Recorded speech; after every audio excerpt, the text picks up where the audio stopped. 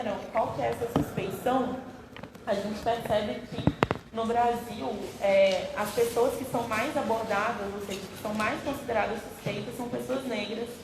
Em um estudo feito pela Jacqueline Signoretto, sobre a abordagem, ela fez em 3 estados do país, Minas Gerais, São Paulo e Rio de Janeiro, se eu não me engano, e no Distrito Federal, essa pesquisa, e ela constatou que em todos esses lugares tinha um maior índice de abordagem de pessoas negras, e aí ela começou a teorizar sobre a filtragem racial, sobre pessoas negras serem constantemente mais vistas como suspeitas do que pessoas brancas, e assim sendo o alvo dessa abordagem, desse policiamento ostensivo.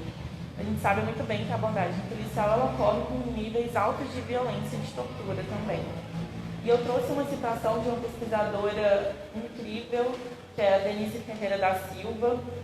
Ela fala sobre um pouco como que essa noção de raça no Brasil ela vai construir o negro e o mestiço como sujeitos sociais patológicos e os seus corpos e espaços urbanos que habitam como significantes da ilegalidade.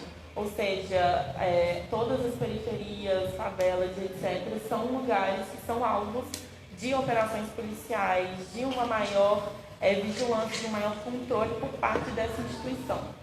E também trouxe alguns dados do Fórum Brasileiro de Segurança Pública, que todo ano sai. Vocês podem sempre estar acessando para ver quanto que é discrepante a letalidade policial no Brasil, que pessoas negras morrem muito mais do que pessoas brancas, que são 84%. A gente vendo uma diminuição da letalidade policial no Brasil, o que é muito positivo. A gente também, esses dados do fórum acabam trazendo que, mesmo tendo essa diminuição, o número de pessoas negras mortas pela polícia proporcionalmente aumenta, e o número de pessoas brancas está diminuindo.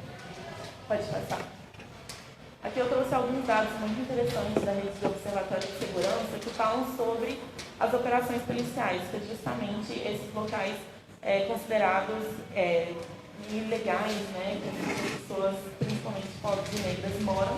Eles falam sobre como que tem um número absurdo de operações policiais. A gente pode ver no Rio de Janeiro como que no ano de 2021 e no ano de 2022 a gente teve as maiores chacinas do Rio de Janeiro.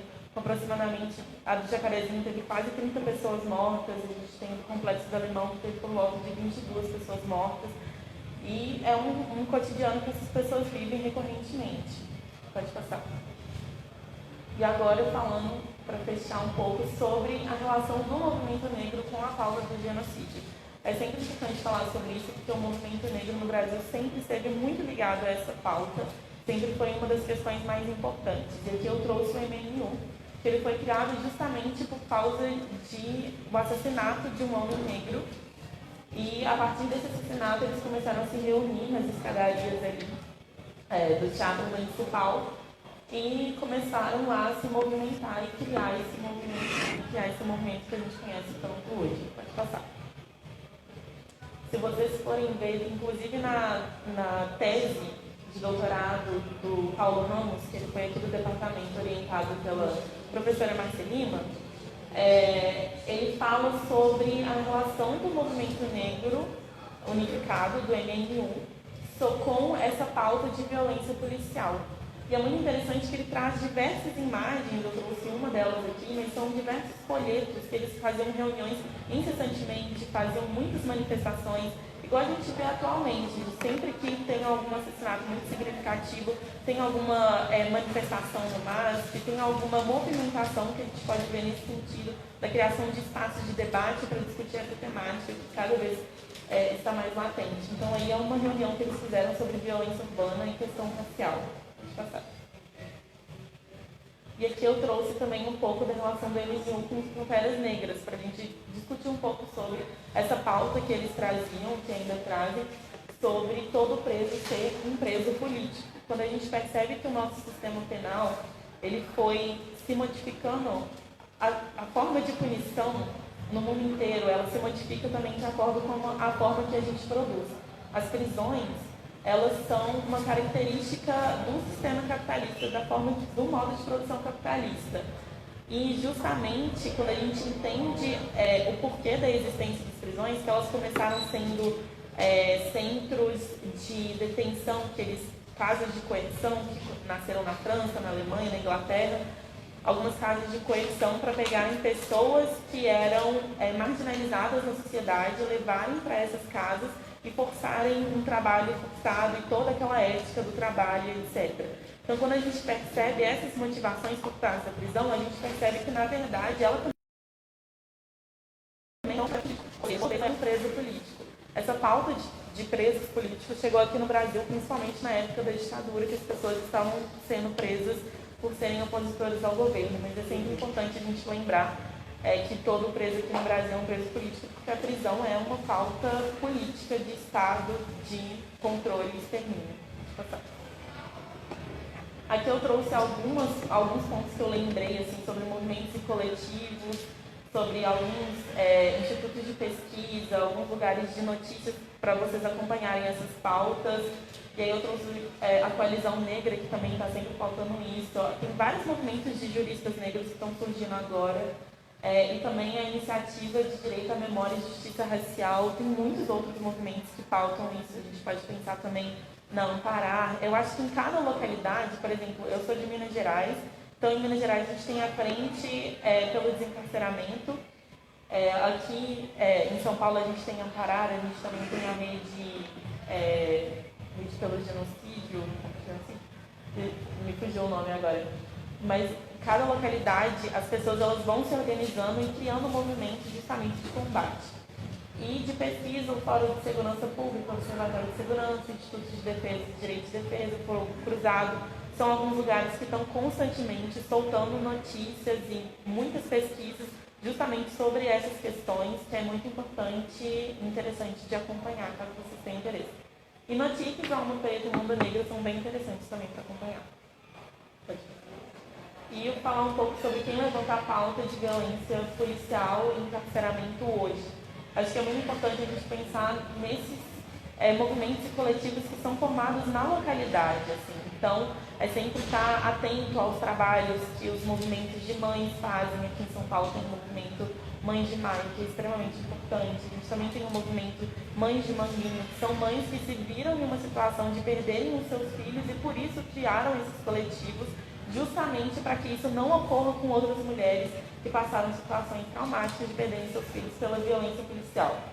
A gente também tem muitos movimentos de familiares e amigos que são egressos do sistema prisional ou então que estão presos, que são movimentos que acabam se formando mesmo na fila das prisões. Essas mulheres vão conversando, vão se articulando justamente para tentar procurar algum apoio jurídico, apoio emocional, apoio psicológico, para conseguir se manter nessa vida que é muito difícil ser parente de uma pessoa presa.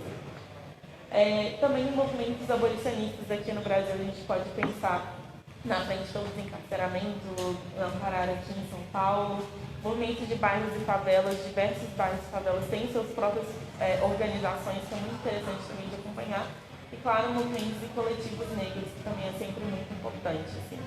Eu acho sempre importante a gente lembrar dessas pessoas e dessas pautas, desses movimentos que estão cotidianamente falando sobre isso, porque são eles que estão movimentando constantemente, que estão fazendo com que a vida de algumas pessoas não seja perdida ou então que pelo menos sejam amenizadas nesse cenário de tanta violência. E é isso.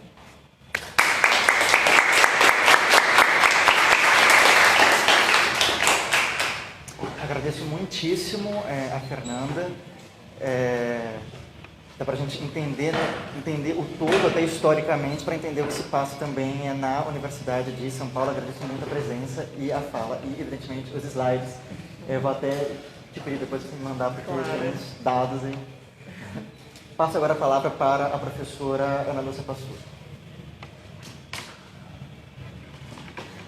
Boa noite, gente. Obrigada pelo convite. Parabéns à turma do CEUPS por mais essa semana. Então, bom, a razão de eu estar aqui é o fato de eu ter sido, por 9 meses, superintendente de segurança da USP, entre abril de 2014 e janeiro de 2015. Eu quero justamente compartilhar com vocês essa a gente conhece muito mal como é gerenciada a segurança em todos os campi da universidade, né? E eu me incluo nisso, porque, para vocês terem uma ideia, eu entrei na graduação aqui em Ciências Sociais em 83, ou seja, vai fazer 40 anos no ano que vem.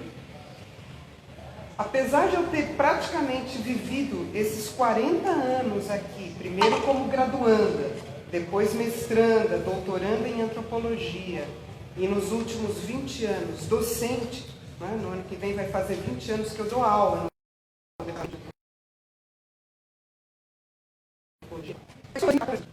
Quando eu recebi esse convite do então reitor Zago, que eu confesso,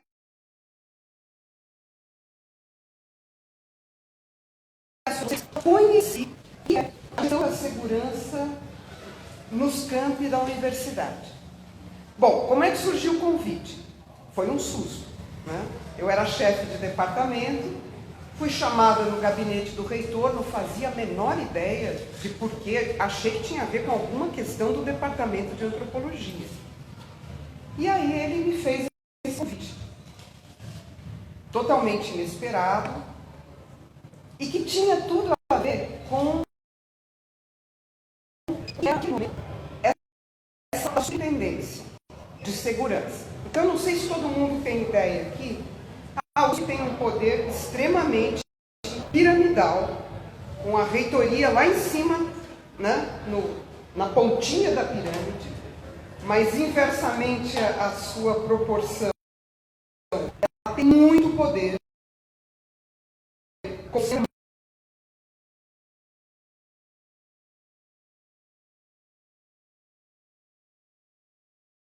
muita questão, muita experiência, hospitais, docentes, estudantes, funcionários.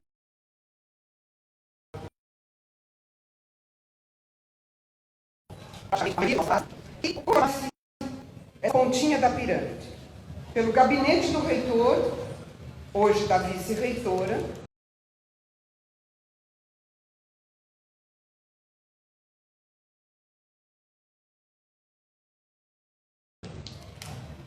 os seus pró-reitores, e adjuntos, e os tais de superintendentes, que têm o poder de determinar, de fato, as políticas da universidade para determinadas áreas.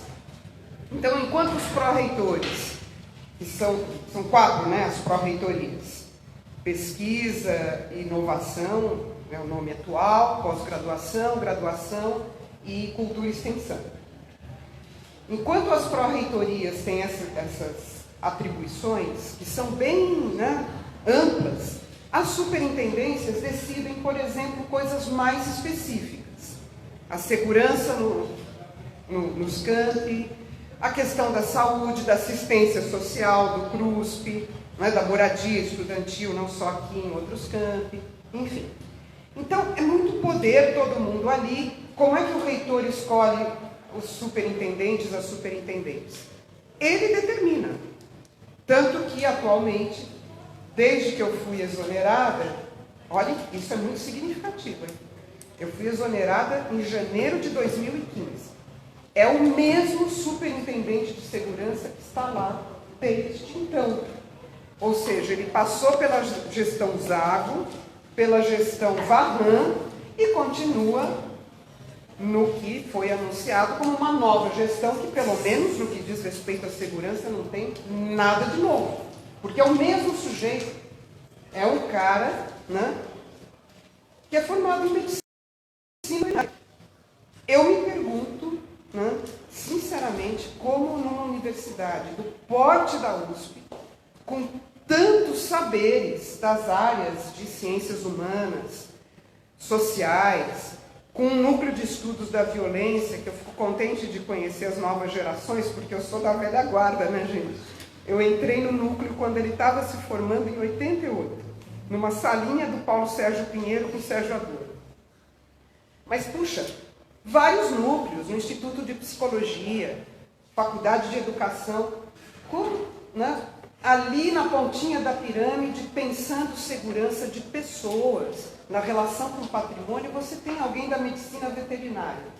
Eu me sentiria muito envergonhada de estar numa função que competiria a um médico veterinário. Eu não tenho nenhuma competência para isso. Agora, parece que o contrário não é verdadeiro. Isso diz muito, né? Mas, enfim, voltando à história. Então, fui chamada.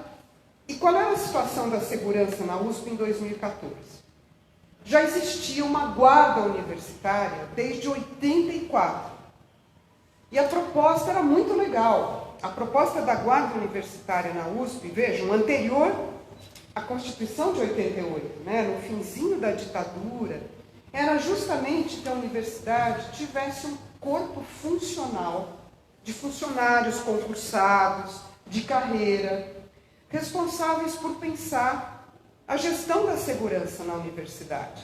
Serem pessoas de dentro, que justamente não tivessem esse compromisso com a polícia militar, a polícia civil, né?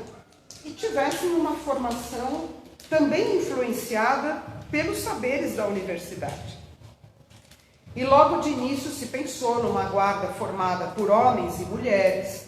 Desde o início entraram pessoas brancas, que se auto-reconheciam como negras, pardas, né? Até porque muitos dos primeiros e das primeiras guardas universitários e universitárias eram pessoas que não tinham entrado na PM, mas queriam ter uma carreira ligada à segurança. Eu sei disso porque, depois de exonerado, eu fiz uma pesquisa com os guardas universitários, de memória, né, desse grupo que está prestes a se extinguir. Bom, então, em 2014, a guarda universitária já estava enfraquecida numericamente, já praticamente não havia mulheres na guarda universitária. Houve um único concurso para o ingresso de mulheres e depois se abandonou essa ideia. As pessoas que entraram jovens já estavam envelhecendo, claro, entraram em 84, em 2014, já estavam, né, envelhecendo, amadurecendo, algumas delas até afastadas das ruas. A ideia de guardas, de bicicleta, foi muito legal. E por que eu fui chamada? Hoje, para mim, isso é claro. Porque muitos de vocês acho que não lembram, até porque não estavam aqui. Em 2011, houve o assassinato de um colega de vocês no estacionamento da FEA. Na verdade, ele fazia contábeis, né? E naquela época, o reitor Rodas, ele foi quem reativou a ideia da PM no campus, como uma resposta dura à questão da violência no campus, porque o Brasil funciona assim, desculpem a generalização, né? Mas o Brasil funciona assim, acontece um crime grave e de repercussão, porque atingiu classe média, pessoas brancas, vamos endurecer as penas, vamos colocar mais polícia na rua, mais né, equipamentos para a polícia, como se realmente esse jogo resolvesse qualquer coisa. Já se sabe que não resolve, né? Então, em 2011, a polícia volta ao campus. Em 2014, quando eu fui chamada pelo reitor Zago, havia essa primeira versão da Superintendência de Segurança que foi criada em 2011. E era uma versão totalmente militarizada, polícia militar. Eram superintendentes de segurança, um coronel reformado da Polícia Militar e mais 3 assessores, todos coronéis reformados da Polícia Militar. Praticamente era a Polícia Militar dentro da reitoria. Tanto que eu levei um susto, né? Por que trocariam uma equipe de ex-policiais militares por uma antropóloga, advogada de direitos humanos? Provavelmente para dar uma fachada diferente, mas que eu acreditei que não seria só uma fachada. Então levei muito a sério a história, né? Mobilizei os colegas do Neve e desde o início a ideia foi fazer da guarda, de fato, um grupo forte, entender quais eram as defasagens que a guarda universitária tinha sofrido em termos de capacitação, de ingresso de novos colegas, de defasagem de mulheres e homens na guarda, até porque questões ligadas à violência contra a mulher, né, precisavam de uma especial atenção, e ter guardas universitárias mulheres seria um movimento nesse sentido importante. Então eu assumi a superintendência muito animada, porque eu achei que a gente teria um novo fôlego para a guarda. Só que o que acontece, vem aquela greve forte em 2014, que durou 120 dias, se decide na reitoria, lá na cúpula, não mais contratar docentes nem funcionários, agora é que isso está começando timidamente a mudar, né?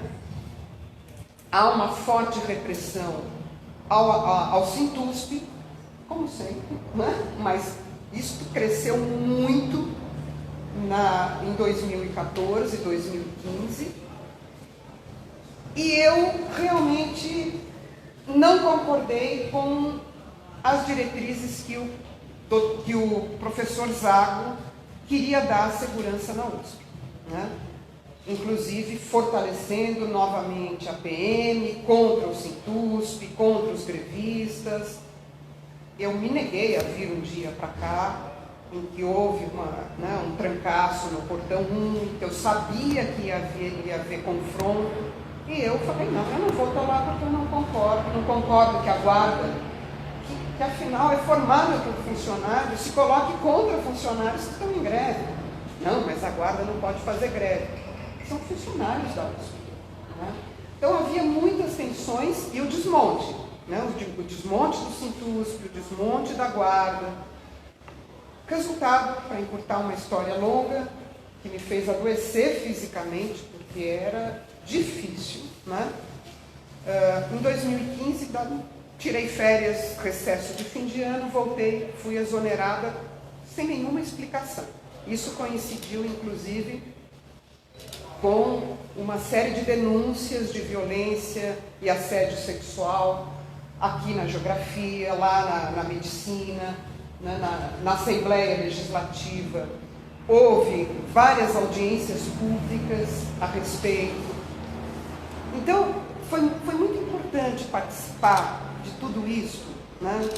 Porque confesso a vocês que eu conheci este campus, principalmente, por outros ângulos, aproveitei como antropóloga para conversar muito com os guardas e as guardas universitários, né? Terminou a minha gestão justamente no NEV, eu tinha uma verba de pesquisa e contei com 4 bolsistas de graduação. Foi um esquema muito legal, elas fizeram uma espécie de iniciação científica e por um ano nós realizamos um projeto, depois eu mando o link para o seu, para se vocês quiserem divulgar, está lá no site do NEV. A gente fez uma pesquisa chamada Memórias das guardas universitários da USP. Por quê? Porque eles estavam com medo, muito justamente, de perderem todas as suas memórias, os seus, inclusive objetos que vinham guardando desde 84, porque eles já desconfiavam que as promessas de terem um posto, que seria ali onde hoje está aquele bunker da PM, construído na calada da pandemia, né? Aquilo lá foi construído realmente com campus vazio. Não sei se aquilo tem sequer alvará, né, para construção, não sabemos. Mas ali estava prometido ser um posto da guarda universitária, um posto reformado, porque sempre para a guarda foi delegado um cantinho aqui, um cantinho acolá. E, bom, eles já imaginavam que não teriam nenhum espaço, então no NEV hoje está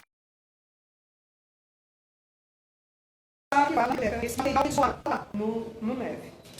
Vários doaram fotos, recortes de jornal, coisas do acervo pessoal, como eram os primeiros rádios que a guarda usava, né, coisas curiosas. como foi um dia em que caiu um monomotor aqui no campus e foi a guarda que ajudou. Toda essa coisa do cotidiano, como os e as guardas atuavam, ajudando os estudantes, os professores, e como eles também, Fernanda, viviam na pele a questão do racismo. Porque, como eu disse, vários guardas e guardas, eles e elas, não eram brancos. Não são, inclusive, os poucos que restam.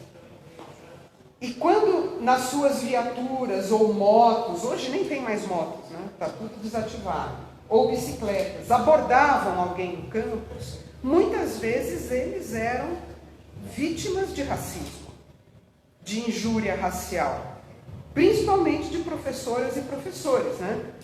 Correndo para chegar na aula, aí o guarda para, está em alta velocidade, vem a carteirada do professor, da professora, você sabe com quem está falando? Vou dar aula, estou com pressa, ou mesmo estudantes, né? Então, nessa pesquisa, a gente coletou em pares, né, mais de 30 depoimentos de pares de guardas universitários, homens, mulheres, de várias idades. Isso tudo está lá no site do NEV, em slides, né, mostrando o que eles sentiram, o que eles pensavam. E eles tinham muita clareza em 2015, que a guarda estava fadada a desaparecer. Porque acho importante dizer isso, Mico, pode controlar meu tempo, tá? Não, eu estou só anotando algumas perguntas. Mas pode controlar. Acho importante dizer, gente, qual é o quadro hoje do setor público no Brasil em relação à segurança de prédios, equipamentos e pessoas. Basicamente, no caso das universidades públicas, só restam duas, salvo engano, tá? Algo que eu não sei, mais recente. Só restam duas universidades públicas que ainda têm sua própria guarda universitária. A nossa e a UFPE, a Federal de Pernambuco. Todas as outras já terceirizaram por completo a segurança. E o que significa terceirizar? Fazer, por exemplo, o que já existe aqui e que é um dos contratos mais caros da universidade com funcionários terceirizados, que é a segurança patrimonial. São esses senhores e senhoras que estão de uniforme preto aqui na entrada do prédio, alguns nas guaritas do campus, lá nos portões, né? São todos terceirizados de empresas bastante problemáticas, a maioria delas de propriedade de ex-policiais militares, que tem até como laranjas outras pessoas, aquela coisa básica, né? A cunhada, a mulher, a filha, o irmão, o parente. O Brasil é uma espécie de mercado para policiais aposentados ou mesmo que foram para a reserva, né? Depois Fernanda pode me ajudar falando disso. Mas é um setor muito complicado, de altíssima rotatividade, pessoas muito mal remuneradas, muito mal capacitadas, não por responsabilidade delas, mas porque é uma mão de obra barata. Então, a gente tem, por exemplo, qual é a situação que nós temos hoje no nosso campus, por exemplo, aqui do Butantã? Esses profissionais da segurança privada, na época que eu fui superintendente, era a empresa Albatroz. Ainda é. Para vocês verem como as coisas não mudam e não deve ser por acaso. Eles não podem sair do prédio. Se eles saírem, eles estão indo além do perímetro relativo ao qual eles devem trabalhar. Então, por exemplo, se qualquer um de nós sai do prédio à noite e sofrer qualquer tipo de violência aqui na calçada, eles não podem nos acudir, porque eles não podem sair do prédio. A guarda universitária, pelo que eu tenho percebido, está reduzida assim a 2 ou 3 carros à noite, e olha lá, que às vezes ficam lá, né, em frente ao ponto de ônibus da História e Geografia, raramente aqui, enfim. E a PM está lá com aquele bunker com um monte de carros ali parados e a gente não sabe muito bem para quê. Aliás, aquilo lá, quem entra ali não se vê o que acontece lá dentro, né? Porque, aliás, não tem nenhuma transparência arquitetônica, que é bem significativo, né? Então, eu diria que o nosso campus hoje, ele está entregue a uma falta de planejamento de uma política realmente pública. Pública no sentido interno, né? Em que estudantes, docentes, funcionários estejam pensando o que querem enquanto comunidade, como segurança. E isso é uma coisa fantástica, gente. Um campus universitário no mundo todo é um laboratório para se pensar milhares de questões sociais mais amplas, inclusive a segurança. A gente podia estar fazendo coisas muito inovadoras aqui, né? A princípio, se falou no começo da PM no campus, que seria aquele modelo de polícia comunitária, lembra? Quem estava aqui participou do debate, não, seria uma espécie de Coban, em que os policiais que vão atuar no campus vão ser estudantes do campus, vão morar aqui perto. Isso tudo não deu em nada, até onde eu sei, tá? Desculpem se eu não estou atualizada. Eu acho que isso não deu em nada, porque, aliás, isso não funciona em geral, né? Como as UPPs, né? Então, eu lamento muito, primeiro, essa continuidade, né? De nós termos como superintendente de segurança um colega, um professor veterinário. Com todo respeito ao saber dele, desculpe, não se ensina na Faculdade de Medicina Veterinária as complexidades relacionadas à gestão de conflitos e à administração de conflitos. Isso a gente aprende aqui, né? No nosso curso, nas áreas de ciências humanas e sociais, no Instituto de Psicologia, em várias outras unidades, inclusive na FAO, com questões arquitetônicas, de urbanismo, né? Então, por que a universidade desrespeita os saberes que ela própria produz e que ela própria poderia usar nos seus campi, né? Inclusive com bolsas para vocês que poderiam estar participando de propostas nessa área, não é mesmo?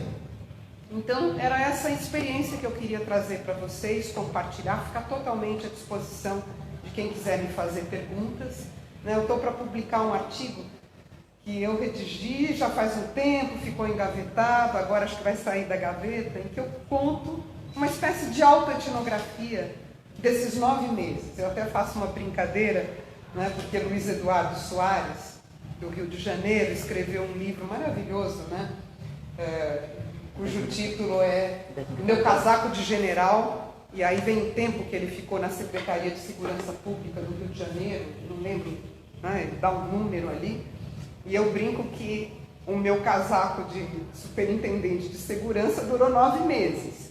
E que eu aproveitei para fazer etnografia, né? Porque a gente faz antropologia, faz etnografia no ponto de ônibus, na mesa de bar, sempre se diverte. Então eu fiz, e vai sair, daí eu aviso vocês quando sair. Obrigada, gente.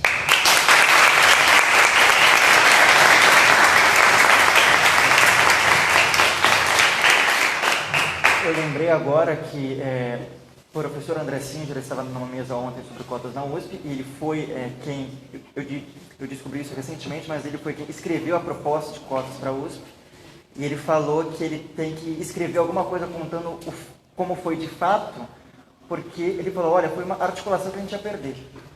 E só foram aprovadas as cotas na USP porque a gente fez alguma coisa ali, mas a reitoria, que era a do professor Zago, não ia aprovar as cotas não. Ele falou, se eu não escrever isso, essa história não será contada. E vai ficar parecendo que foi aprovado, porque a reitoria era maravilhosa, monetária, o que não era o caso.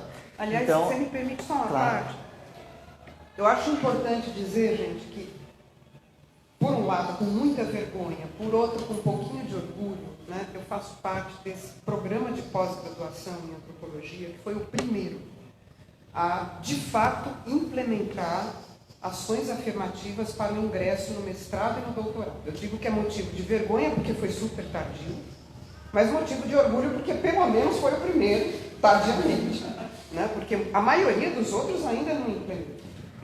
Então, isso é importante, porque também essa história não estaria perdida se não tivesse sido publicada por colegas de vocês que participaram ativamente. A Jaqueline, a Jaqueline Moraes Teixeira, Ana Letícia Fiore e outras colegas, né?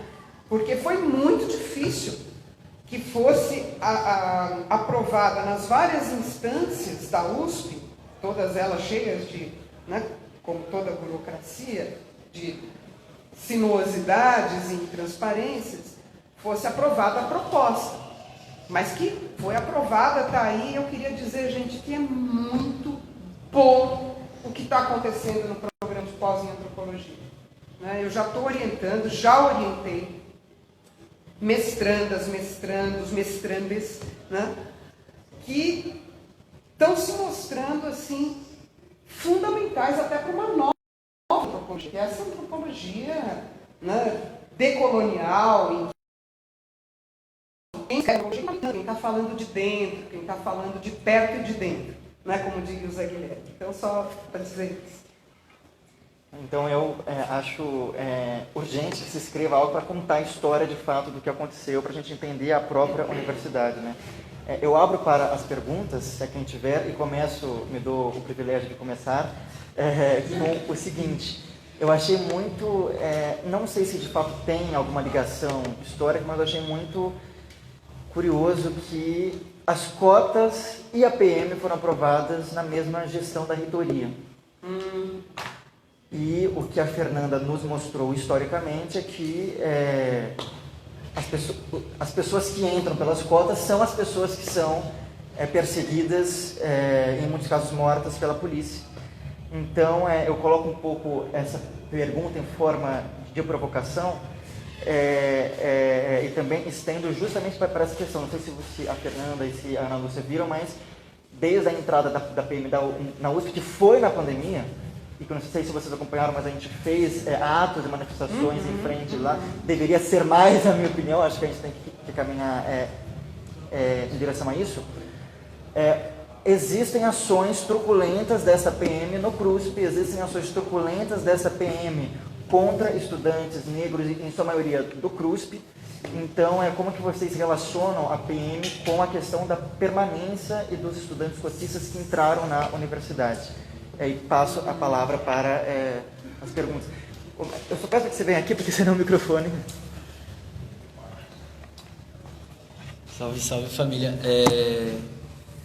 A pergunta, na verdade, ela é bem simples, assim, mas é só para ter uma ideia, mais ou menos assim, como se coloca agora, né? Porque a Fernanda falou sobre a questão de terem vários advogados, né, nesses movimentos. Felizmente conheço alguns aí. De quais medidas legais que a gente pode tomar nessas situações, mas também de pensar, e aí para a Ana, a questão do nosso enfrentamento com a reitoria nesses marcos, sendo que a gente está vindo de derrotas e derrotas, tanto nas manifestações, quanto na questão do que a gente protocola contra. Se tem alguma coisa assim mais clara de tenta ir por esse caminho aqui que a gente tem uma coisa mais objetiva aqui, alguma coisa assim. Obrigado. Você vem aqui, por favor. Vocês podem ir falando seus nomes para eu gravar?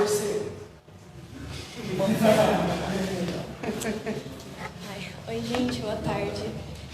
Eu queria agradecer, na verdade, achei muito boas as duas falas. Eu tinha uma pergunta, na verdade, para as duas, que vai um pouquinho no sentido da pergunta que o Morcego fez, na real, né?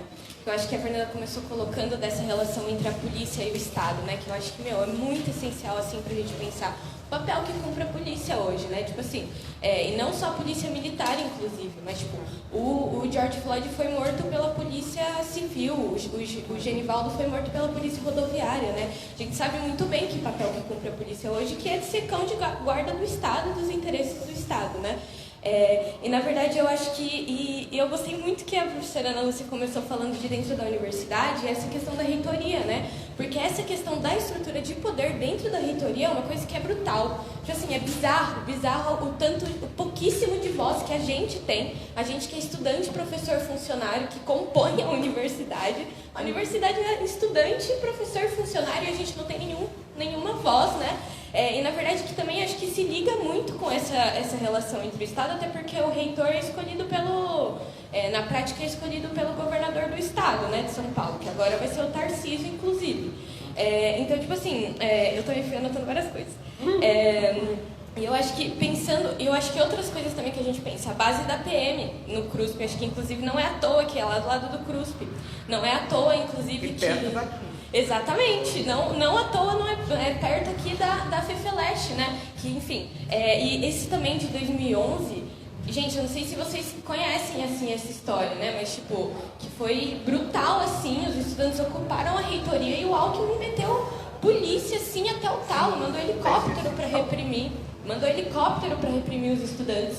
Então, tipo assim, eu queria fazer uma pergunta também em tom de provocação, mas as perspectivas, assim, que vocês veem de uma luta que seja antirracista, né, uma luta contra a polícia, que seja por fora do combate ao Estado e à estrutura de poder da reitoria, né? Ao meu ver, não tem como ser uma luta por fora de combate ao Estado, né? Achei interessante, inclusive, que você trouxe até os dados, a Fernanda trouxe até os dados do governo Lula, inclusive, que também fortaleceu as instituições policiais, também promoveu o encarceramento em massa e também hoje está se alinhando com o Alckmin, que eu acabei de falar, que, enfim, mandou helicóptero aqui para meter bomba. A gente sabe as histórias aqui, você pega qualquer aluno assim, que está aqui um pouquinho mais de tempo, conhece as histórias do que foi aqui no vão, a polícia do Alckmin. Então eu queria saber como você vê essas perspectivas de luta, assim, que seja por fora de um combate ao Estado mesmo e à estrutura de poder na reitoria. É isso. É Camila. Alguém mais? Eu só queria dizer que eu acabei de receber uma mensagem aqui de um ato que vai ter, porque semana que vem serão 3 anos dos 9 mortos em Paraisópolis pela polícia. Conheço, inclusive, o irmão de um deles, e é uma coisa, assim, assustadora. Né? Enfim, diária, mas realmente assustadora. E 3 anos no mês que vem, né? E nós não temos respostas, como não temos do caso da Marielle, que também tangencia em absoluto essa discussão.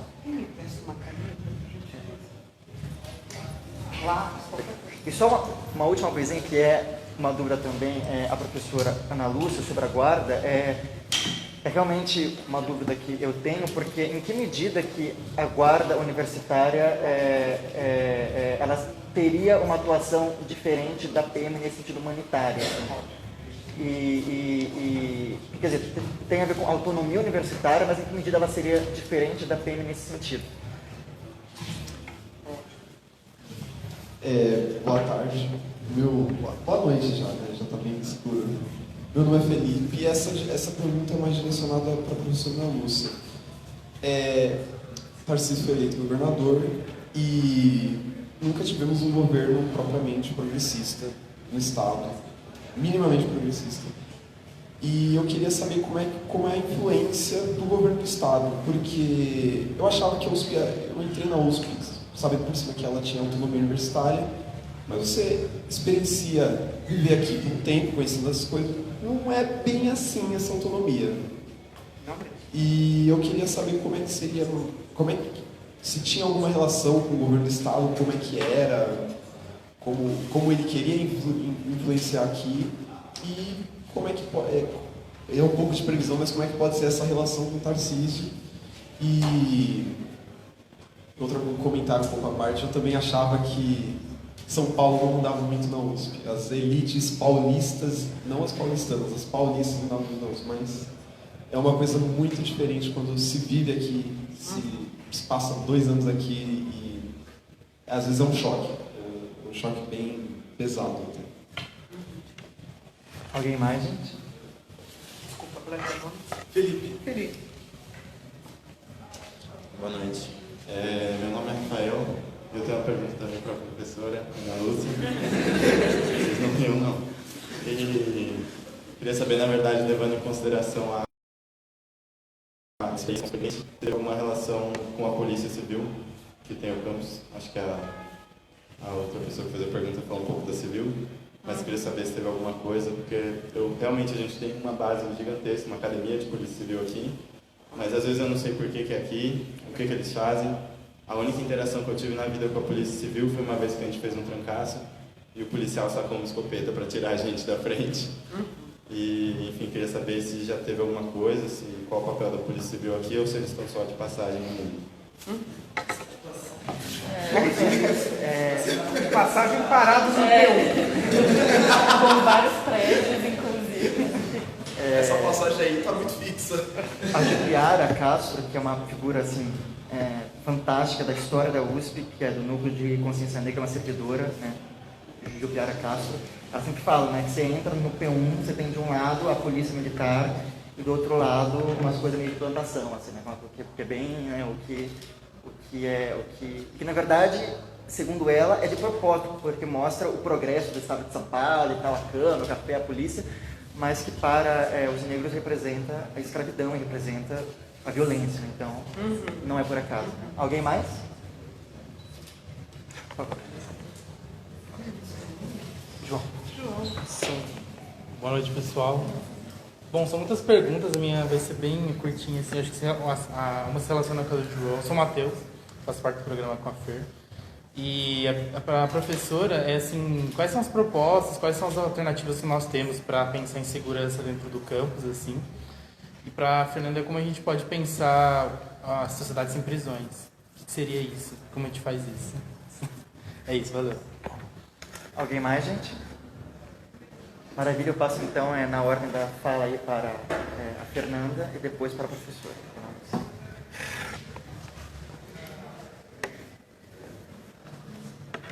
Obrigada. Achei muito interessante todas as perguntas, inclusive várias que falam sobre alternativas. Depois eu comento um pouco delas, principalmente com relação ao movimento abolicionista dos Estados Unidos. Tem muita coisa interessante para a gente. Também o movimento de libertação da Palestina, a gente também fala muita coisa sobre essa questão de sistema punitivo e alternativas a ele. Falando a primeira questão do João sobre cotas e PM na mesma gestão, eu acho que assim, não é surpresa, porque eu acho que o que acontece recorrentemente é isso. Quando a gente vê a entrada de pessoas negras em algum lugar, a gente sempre vê uma reação. Eu lembro muito nitidamente, quando eu era mais nova, de ver várias notícias nos jornais sobre os rolezinhos em shopping e sobre como que a segurança dos próprios shoppings começou a se modificar depois dos rolezinhos. E como assim que as coisas vão se reestruturando, sabe? Tipo assim, gente, é isso, pessoas negras no shopping rendeu meses de reportagem e um repensar a segurança dentro do shopping. Isso é muito sintomático. E também é muito sintomático a gente pensar que as cotas foram aprovadas na USP nesse período, que a gente está tendo mais pessoas negras dentro da USP e também a gente está tendo o APM aqui, que é justamente a instituição voltada a esse policiamento ostensivo, assim. Isso é muito sintomático, assim. Eu acho que a gente pode pensar, assim, em tentar pesquisar essas questões, mas, assim, já fazendo uma inferência que realmente podem ter algum tipo de relação, porque essas pessoas são vistas, né, como as pessoas mais perigosas, que estão ali rondando esse âmbito da ilegalidade, enfim. Então, de certa forma, inclusive para proteger, né, eu acho que aqui na USP, em São Paulo, assim, tem muito também. Lá em Minas Gerais também tem muito. Mas de proteger o que é a USP, né? Da tradição da USP, das elites, uspianas e etc., do estado de São Paulo, que frequentam esse espaço. Então, acho que eles ainda querem manter essa questão. Então, por isso que eles também buscam fazer, modificar, assim, essa forma de segurança aqui na universidade. O que a gente pode perceber é que, assim, a segurança no Brasil inteiro, eu acho que está sofrendo grandes influências e ataques, assim, desde o governo de FHC, a gente não pode negar e falar que o debate de segurança pública começou a ficar um pouco mais delicado somente no governo Bolsonaro, que isso seria uma mentira, né? A gente tem que pensar também nos governos de FHC, nos governos de Lula e tudo que as políticas de segurança que eles fizeram também fizeram com que a gente estivesse nesse estado, né? Tipo assim, com um encarceramento lá no alto e com uma letalidade policial muito grande. E é interessante a gente pensar essas coisas de política sobre permanência e PM, acho que foi você que falou também, né? Eu acho que tem muita coisa a ver, porque se a gente for pensar, por exemplo, eu fazia parte de alguns coletivos negros na UFMG e a gente sempre falava muito sobre permanência e como que também a permanência de uma pessoa negra na universidade envolve também muita coisa relacionada a sentimentos e a se sentir num espaço confortável e pertencente. E quando você tem uma polícia que você sabe que está ali, que você tem ovos nas costas, que sabe que está ali te vigiando, enfim, sofrer abordagem policial justamente em um local que era para você estar ali estudando, conseguindo, enfim, seguir sua vida e etc., é muito problemático, assim. Então, eu acho que, com certeza, pode afetar muito na questão da permanência, que é uma coisa que precisa ser discutida, assim, amplamente, assim. Muito importante vocês estarem fazendo esses eventos e atos. Eu acho que, gente, tem que meter o louco mesmo, fazer muito ato, assim, porque é realmente só assim que eles veem, tipo assim, que isso é realmente um movimento, que isso é realmente uma potência, que os alunos estão realmente preocupados com isso. E aí, o Morcego falou de medidas legais a se tomar. Uma coisa, assim, eu não sei exatamente quais medidas, porque eu não sou do direito, mas uma coisa que é muito interessante vocês fazerem é pensar em fazer, às vezes, um diálogo mais forte com a galera do direito, assim. Ou então pensar em chamar, tipo assim, se alguém tiver algum amigo que é advogado, sei lá o quê, e topar fazer uma conversa com vocês, de vocês fazerem essa conversa, de vocês fazerem cartilhas, às vezes. É um trampo muito forte, mas é muito importante também. Imagina, fazer uma cartilha dos alunos, tipo assim, se você sofreu uma abordagem policial na USP, o que fazer, quais medidas tomar. Isso eu acho que seria, assim, sensacional de circular, de distribuir e, assim, tentar fazer essas pontes, assim, com a galera que sabe um pouco mais sobre como que funciona realmente essas questões jurídicas. É essencial. Eu acho que seria muito sucesso, assim. E as questões da Camila, inclusive eu até pesquiso polícia civil, não pesquiso polícia militar, eu pesquiso racismo na polícia civil, que normalmente os estudos realmente se concentram na polícia militar. E é interessante ver como que, você até comentou nos Estados Unidos, assim, que George Floyd foi morto pela polícia civil. É interessante a gente ver que, por exemplo, no Rio de Janeiro, as operações policiais, elas estão sendo feitas pela Polícia Federal, pela Polícia Civil, pela Polícia Militar, enfim, é uma situação absurda. Pelo Exército, a gente vê que muitas ações das polícias, elas estão começando...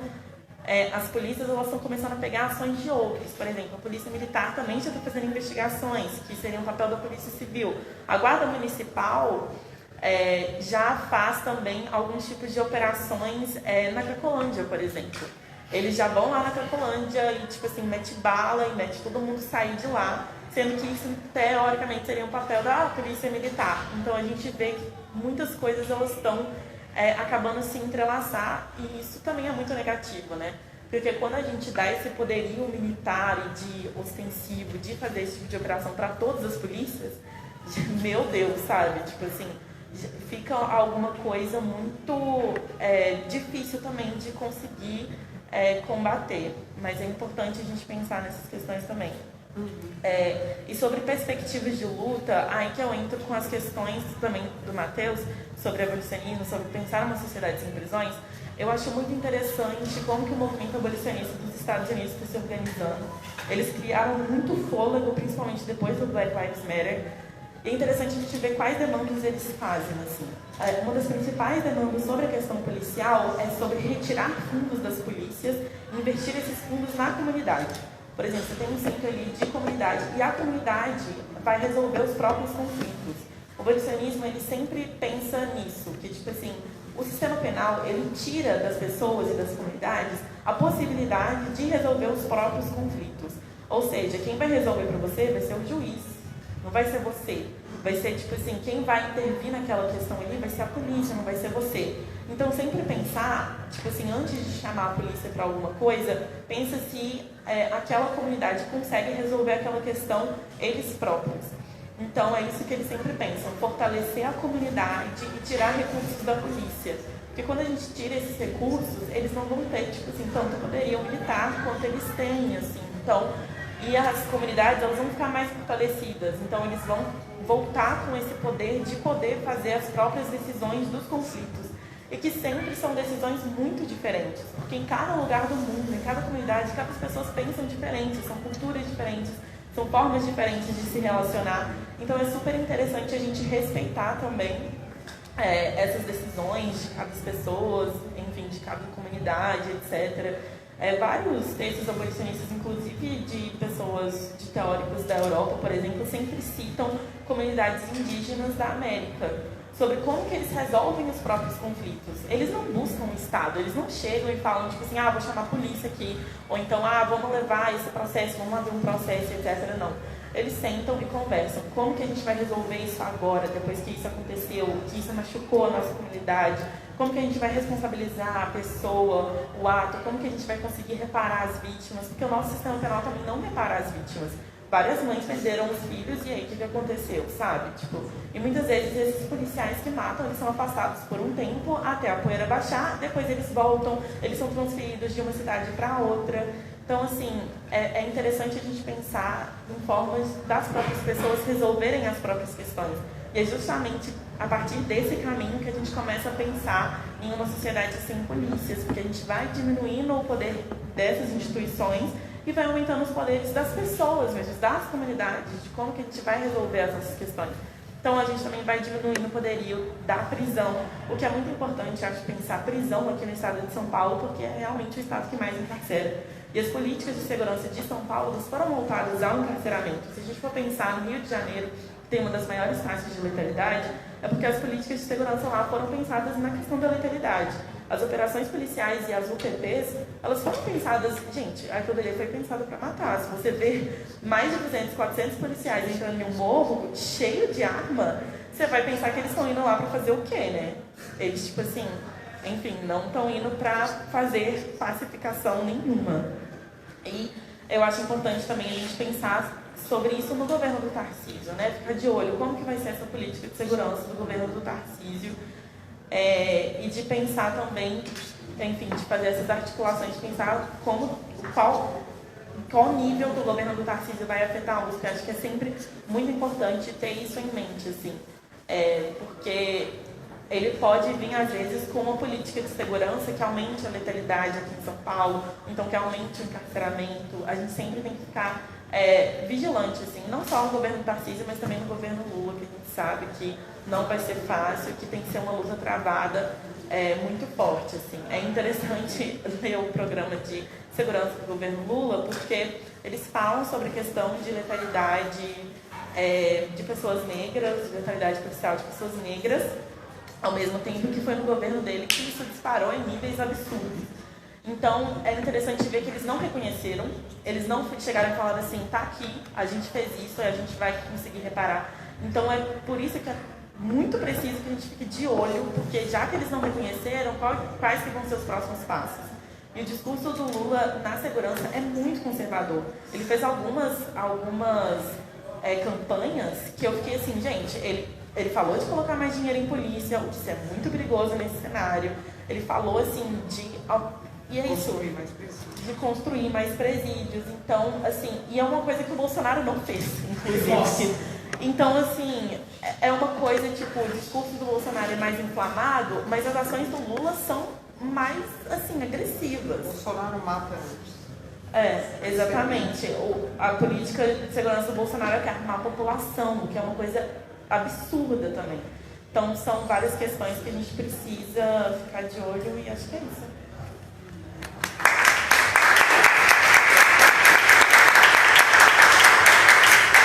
Gente, muitas questões excelentes, a gente poderia ficar horas debatendo, né? Então, relacioná-las para poder dar respostas dá uma disciplina, minimamente consistentes. Na disciplina que eu estou dando agora na graduação, que é Antropologia e Direito,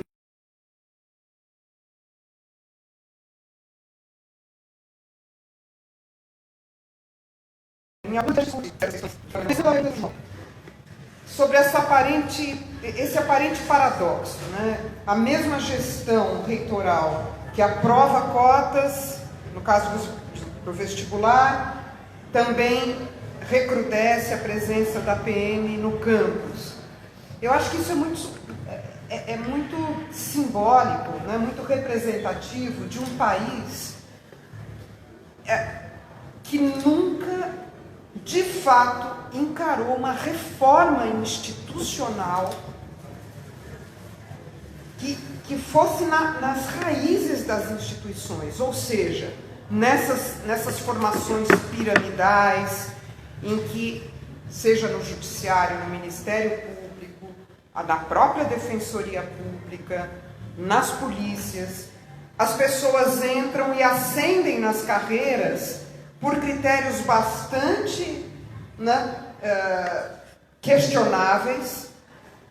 No caso das polícias, às vezes por atos de heroísmo, que tem a ver, inclusive, com o uso de armas, com se expor, se ferir, porque a PM, diga-se de passagem, do Brasil é a que mais mata e a que mais morre no mundo também, porque violência nunca é algo unilateral.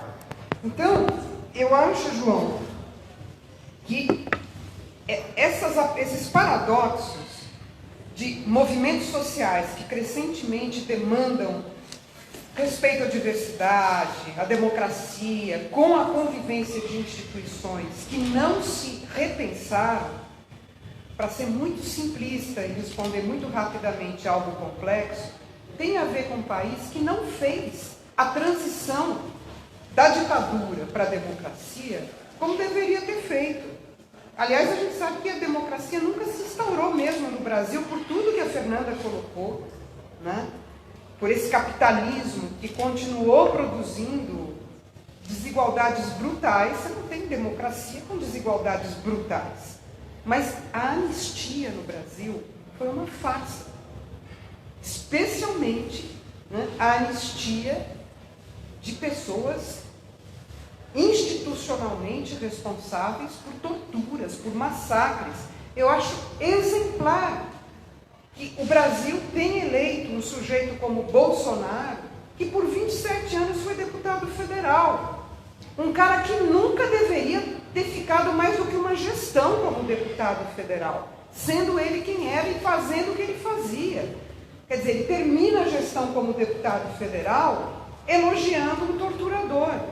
E ele é eleito presidente. Vejam como as instituições, inclusive no caso legislativo, que é o Congresso, admite deputados, aliás, agora eleitos a rodo, como deputados, senadores, que têm uma mentalidade que vem ali do pior da ditadura. Então, essas instituições não foram, de fato, repensadas. Daí o que o Paulo Sérgio Pinheiro falava já há muito tempo, e agora está, inclusive, num ótimo artigo, acho que foi o Marcos Alvarez, seu orientador, que conduziu, republicou na Tempo Social. Paulo Sérgio Pinheiro dizia com muita propriedade, o autoritarismo socialmente implantado no Brasil, este nunca foi revisto a fundo, porque ele continua especialmente nas instituições, como a USP, como as polícias e as instituições do sistema de justiça. Então, o paradoxo tem a ver com isso, sendo muito simplista, Agora, os movimentos sociais são resistência. Dentro dessas instituições existem resistências também. Há que reconhecer juízes para a democracia, no caso da magistratura, o direito achado na rua, no caso de advogados, e da própria faculdade de Direito, que hoje tem a Clínica de Direitos Humanos Luiz Gama e outros coletivos muito legais.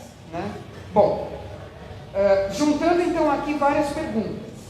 Do Morcego, da Camila, do próprio João, que falou qual afinal seria a diferença entre guarda universitário e PM, do próprio Rafa. Primeiro, essa separação polícia militar, civil, científica já é extremamente questionável. Cria uma série de ruídos no sistema de justiça, muito simploriamente faz a batata quente ficar pulando da mão de um para o outro, entende? É a tal história. Todos fazem parte do mesmo sistema, mas quando aparecem as falhas mais grotescas, a culpa é sempre jogada de um para o outro. A falha foi ali. Não, a falha foi aqui. Foi a PM que não isolou o local do crime. Não, mas foi a Polícia Civil que não investigou direito. Não, mas a polícia científica que não tem verbas suficientes para fazer o que a gente vê nas séries, né? Law and Order, Criminal Minds, aquela coisa. Então, é uma própria divisão que, de novo, paradoxalmente, permite que o sistema prossiga cheio de problemas internos sem que ele de fato mude, né? Então, eu diria que, partindo agora para a grande pergunta que eu acho que vocês me fizeram, resumindo várias, quais as perspectivas de lutas para vocês, estudantes, junto com a gente que é docente, com funcionários, funcionárias, por uma USP e uma, né, PM aqui, estritamente quando necessário. Porque temos que reconhecer, né, Fernanda, que na maior parte dos conflitos não seria mesmo necessário PM nenhuma, especialmente nos conflitos no CRUSP. Mas se você tem um homicídio, uma tentativa de homicídio, um estupro, você tem que contar, teria, né, até por lei, contar com a PM para, por exemplo, resguardar o local do crime. Para que as provas fossem coletadas devidamente, para que a polícia civil investigasse, a polícia científica tivesse provas para investigar. Isso teria que, inclusive, ser a favor sempre das partes mais vulneráveis, nunca das partes que estão no poder, né? Mas quais as perspectivas de luta? Muito humildemente, eu lembro daquela frase, né? Nós temos que pensar globalmente e agir localmente. Como? No caso da USP, gente, eu não vejo saída se a gente não mudar a estrutura de poder da universidade.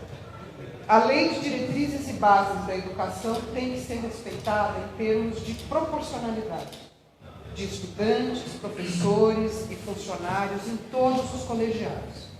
Essa tem que ser uma luta. Não é uma luta que uma passeata no campus, uma faixa, uma bandeira vai resolver. Isso tem que ser pautado em todas as vezes que se vai ao conselho universitário. É ridícula, né? A representação de estudantes no conselho universitário, a representação de estudantes nos conselhos de departamento, nas congregações. Isso tem que mudar. Está lá na lei de diretrizes e bases, que já não é nova, né? São lutas meio de formiguinhas, sabe? Que tem que ser contínuas e ferozes, mas naquela coisa, né, persistente, resiliente. Então, temos que mudar essa estrutura de poder, realmente. Como? Não votando, infelizmente, em continuidades, né? Às vezes não tem alternativa. Quer dizer, quem ganhou a reitoria recentemente, eram duas chapas concorrendo à reitoria. As duas eram farinha do mesmo saco. O que você faz? Não vota em ninguém? Eu não votei em nenhuma das duas, né? Faz algum tipo de movimento e de pressão sobre uma das chapas, que foi o que vários fizeram? Mas não sei. A gente tem que lutar contra propostas de continuidade, né, nessas instâncias. Uma coisa que eu penso também, que eu registrei também quando eu saí, tem um documento, depois eu passo o link para vocês, está lá no site do NEF. Como poderia ser uma guarda universitária que fizesse o papel, de fato, de uma guarda comunitária dentro da USP? Primeiro, muito capacitada, não armada, em hipótese alguma, né? Extremamente capacitada em termos de abordagem, de escuta, pautada em mediação, conciliação, negociação, ou seja, nos famosos métodos dialógicos de gestão de conflitos, né? E a gente teria que acabar com o tal regimento da USP, que data dos anos 70, em plena ditadura militar, que prevê sindicâncias, processos administrativos. Isso tudo nunca dá em nada, gente. Gasta-se um tempo horroroso, Acontecem os conflitos depois de 4 anos, tem uma sindicância terminada. Os ânimos já se exaltaram, as pessoas já desistiram, já desanimaram, já se formaram, foram embora, né? Então a gente teria que ter instâncias em todas as unidades, de fato, de mediação de conflitos. Depois, entrem no site da faculdade aliás, entrem no site de busca, né? Manual de Convivência da FEFELESH. Está lá. Isso foi pensado em 2012 como um modelo para a FEFELESH e que depois poderia ser reproduzido em toda a universidade, de como conflitos entre estudantes e funcionários, funcionários e funcionários, funcionários e docentes, poderiam não reproduzir o punitivismo dos processos administrativos e das sindicâncias, e serem o que, por exemplo, as comissões de direitos humanos têm tentado, muito pontualmente, né? Escutas, comissões formadas por funcionários, docentes e estudantes, comissões paritárias, mas de pessoas capacitadas para isso, porque ninguém nasceu sabendo escutar bem. A escuta é uma coisa que a gente tem que aprender, né? A gente pensa que tem que aprender a falar, a melhor maneira de falar bem é escutar bem. Então, né, tem que se investir em cursos de métodos alternativos de gestão de conflitos. Aqui, na nossa graduação, indo para a graduação em Direito, como a Fernanda falou, é uma coisa de longa data, sabe? Direitos humanos não é nada de curto prazo, é coisas de médio e longo prazo. Então, sem muitas esperanças que a gente vai ver resultados imediatos, mas nós temos os instrumentos. É que a memória não é cultivada, né? Não interessa cultivar a memória de propostas boas. Elas ficam perdidas em sites, mas estão lá. Manual de Convivência. O Ricardo Cunha Lima, que é professor aqui da Letras, e eu publicamos um livro sobre mediação de conflitos em universidade. O que existe na Unicamp e na Unifesp. Eles têm câmaras de mediação de conflitos. Leiam. São coisas muito legais que existem há pelo menos 5 anos nas nossas vizinhas. Por que não tem aqui? É isso.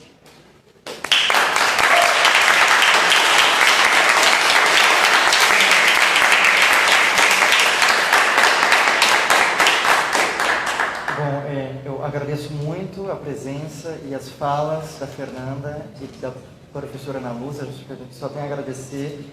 É um tema que deveria ser dado em cada sala de aula aqui na USP, né? Tanto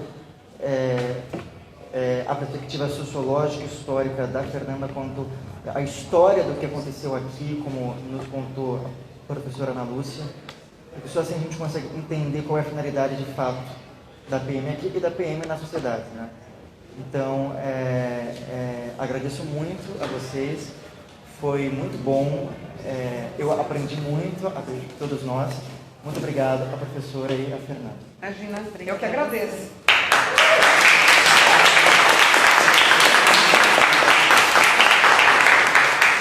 Nós teremos hoje à noite a festa de encerramento da SEX.